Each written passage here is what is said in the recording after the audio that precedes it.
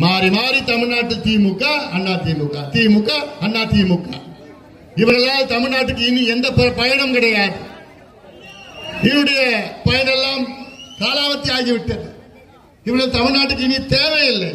இந்த இரு கட்சிகளும் தமிழ்நாட்டை மாறி மாறி கொள்ளையடித்துக் கொண்டு தமிழ்நாட்டை நாசப்படுத்திக் கொண்டிருக்கிறார்கள்.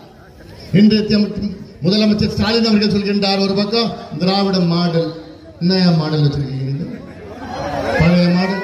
இந்த பிளாக் அண்ட் ஒயிட் டிவி இருக்குல்ல, இந்த பிளாக் அண்ட் ஒயிட் டிவி யாராவது வீட்டில் வச்சிருக்கீங்களா? இல்ல, அது காலாவதி ஆயிடுச்சு, போயிடுச்சு. அதுதான் திமுக அண்ணா திமுக.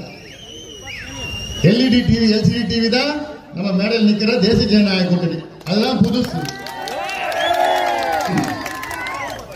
ஸ்டாலின் அவர்கள் சொல்கின்ற திராவிட மாடல் தெரியுமா?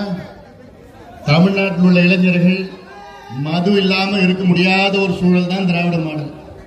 ஒரு பக்கம் மதுவை கொடுத்து இளைஞர்களை சின்ன பின்னமாக்கி விட்டார்கள், நாசப்படுத்தி விட்டார்கள். அடுத்தது இப்ப என்ன அதிகமா ஓடிட்டு இருக்கு?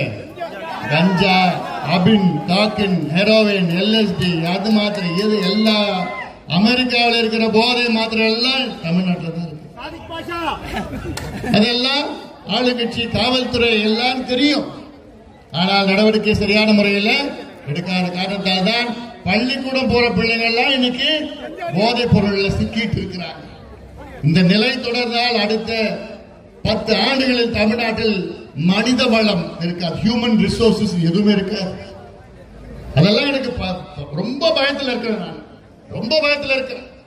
இது ஸ்ரீபெரும்புத்தூர் தொகுதியில தொழிற்சாலைகள் இருக்கிறது.